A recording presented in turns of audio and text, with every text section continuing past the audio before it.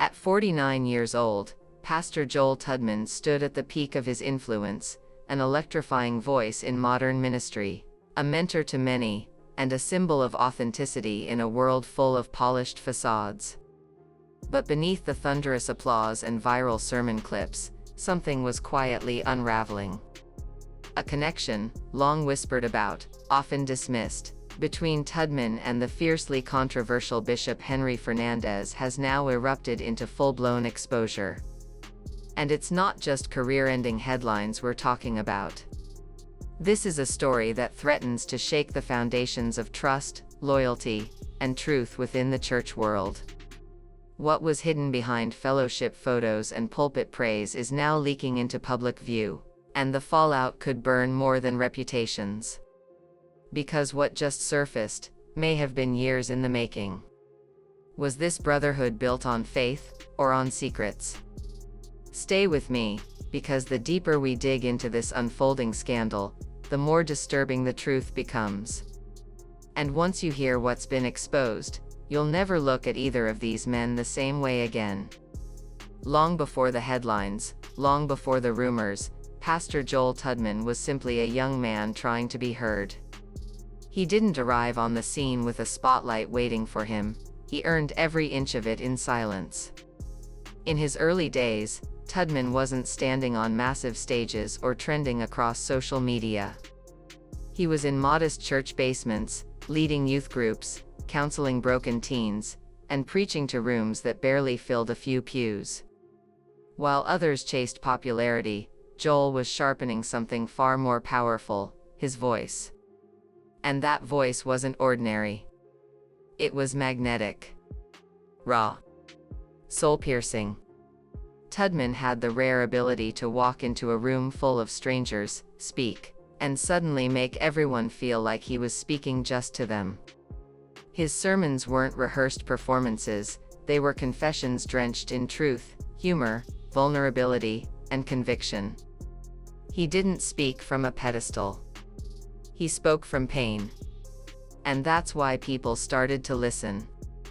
As the years passed, Joel's reach began to expand. Slowly at first.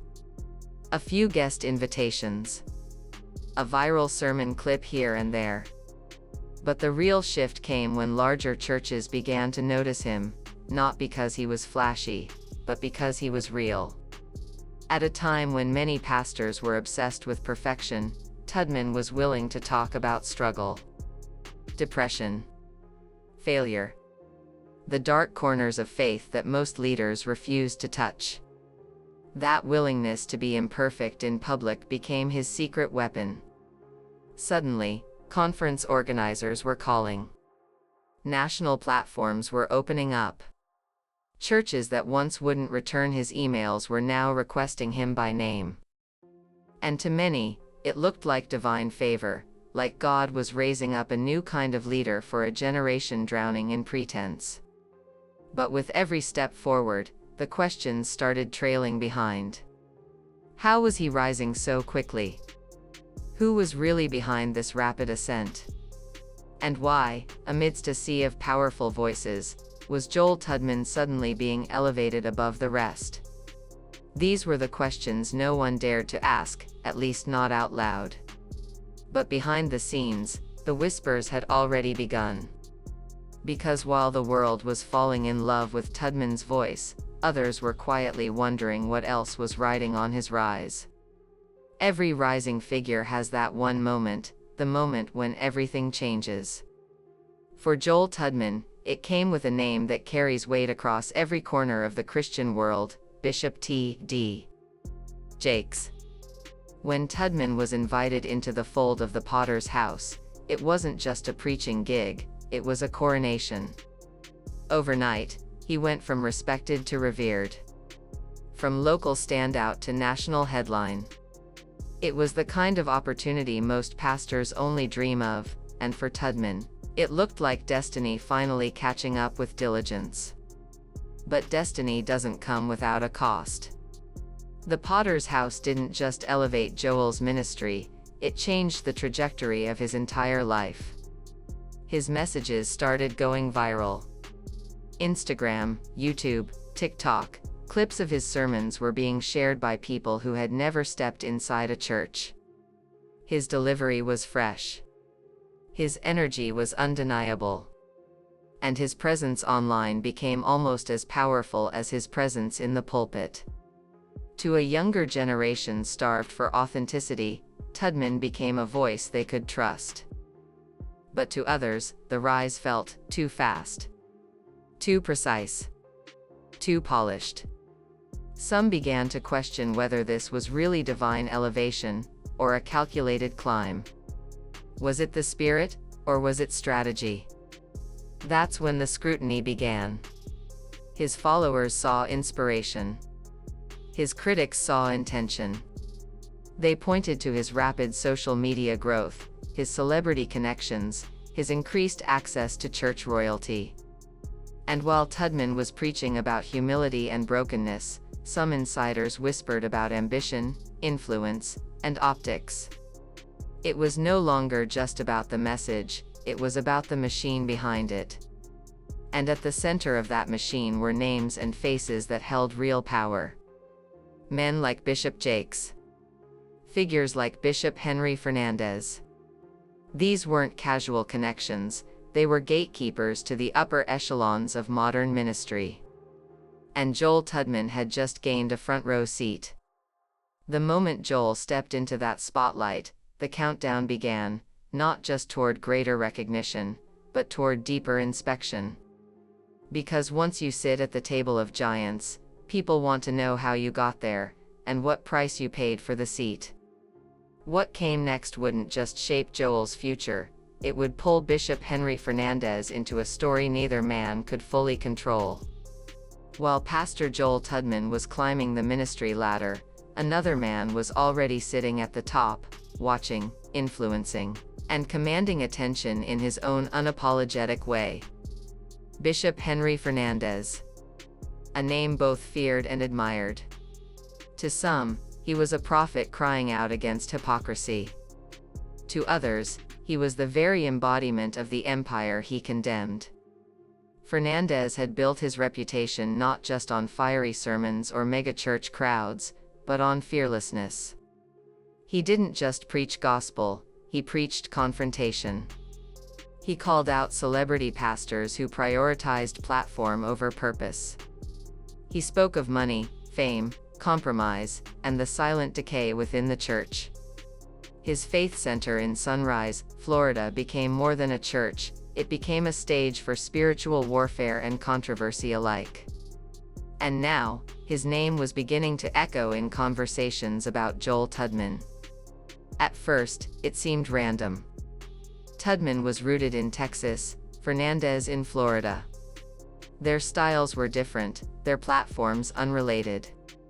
But ministry isn't about geography, it's about networks. And slowly, the two men's paths began to cross in subtle but meaningful ways. Shared conferences. Mutual acquaintances. Guest appearances. Panel discussions. The overlap started small, but it didn't stay small. Joel's rising influence began to mirror Fernandez's past path. Boldness. Momentum. A willingness to talk about the uncomfortable. A rebellious edge in the pulpit that challenged tradition. And just like Fernandez, Tudman was becoming more than a preacher, he was becoming a movement. And that's when the whispers started. Was Fernandez mentoring him? Grooming him to carry the same confrontational torch? Or had Tudman sought Fernandez out, attracted to his boldness, drawn to the kind of influence that doesn't just build churches, but topples reputations? Whatever the case, the spiritual collision had begun. And the closer their names appeared on flyers, in conversations, and on stage, the more unavoidable the questions became. Not just about what they were doing together, but why. Because when a younger, rising voice like Tudman begins orbiting around a seasoned firebrand like Fernandez, it doesn't just raise eyebrows, it raises alarms. And what came next would take those whispers, and turn them into sirens. What started as coincidence began to look like choreography. One event here, a panel discussion there. Suddenly, Pastor Joel Tudman and Bishop Henry Fernandez weren't just in the same rooms. They were sharing the same stages. Their pairing began to feel deliberate, almost strategic. Two powerful voices from different generations now presented side by side as if passing a baton of boldness between them. At first, no one questioned it. The optics were strong. Fernandez brought experience, fire, and battle scars. Tudman brought energy, youth, and mass appeal. Together, they looked like the perfect bridge between old-school grit and modern charisma. A new-school prophet and an old-school warrior. But the church world pays attention. And it wasn't long before insiders began noticing the frequency of their appearances. The backstage photos. The mutual endorsements. The similarities in tone and messaging. And then came the rumors that this wasn't just mutual respect, it was alliance. Some claimed Fernandez had taken Tudman under his wing as a protege. Others whispered that Fernandez saw in Joel a kind of revival, someone who could carry on his unapologetic legacy while avoiding the backlash he himself endured. But even more troubling were the quiet suggestions that their partnership wasn't just spiritual, it was political. Were they exchanging influence behind the scenes? Sharing strategies? Protecting each other's reputations? Because the deeper the association grew, the more questions began to surface. Why would Tudman, already tied to a legacy giant like Bishop T.D. Jakes, risk associating with a man like Fernandez, whose ministry had weathered storms of criticism, financial questions, and public scrutiny? And why would Fernandez, known for calling out others, link arms with a younger pastor rising so fast, in the very way he used to condemn? Publicly, it was unity. Privately, it was something more. And as their connection deepened, so did the tension around it. Some saw mentorship. Others saw manipulation. A few even saw mutual leverage, two men with different pasts, holding pieces of each other's futures. The more they walked together, the more the spotlight followed. And in that spotlight, shadows began to move. Because what no one knew at the time was that this association, the one that seemed so inspiring, was also the very reason people started digging. And what they uncovered would soon change everything. Behind closed doors, their connection was deeper than anyone realized. Insiders began to whisper that Joel Tudman wasn't just being mentored, he was being groomed. Some claimed Fernandez had entrusted him with sensitive knowledge, details about his ministry, his leadership circle, even past conflicts he'd kept from the public. And that's where things began to spiral. Because when you hold secrets that powerful, you don't just inherit trust, you inherit danger. By the time Pastor Tudman turned 49, the whispers had turned into watch lists. His sermons were dissected. His friendships questioned. Social media, once a place of praise, became a minefield of old tweets, suggestive posts, and suspicious patterns. And the closer his image became tied to Fernandez's legacy, the more the public began asking, was Joel really leading the next generation, or repeating old cycles under a different name? Then came the breaking point.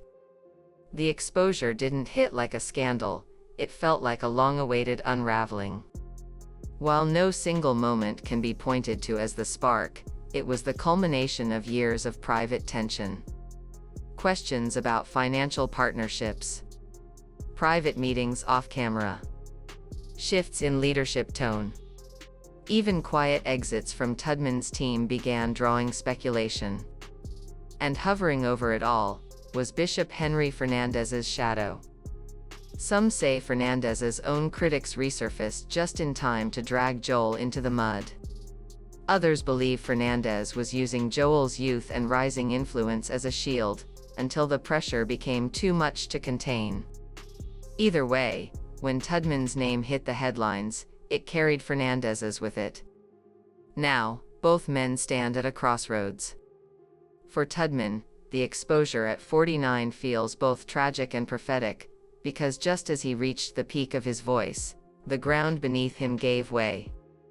And for Fernandez, the man known for exposing others, this time it was his name buried inside the fallout. But this story isn't just about two pastors. It's about how influence is built, protected, and weaponized behind pulpits. About the hidden alliances that shape what you see on stage, and what they hope you'll never see behind it. And now that the truth has cracked the surface, one question remains. Who's next?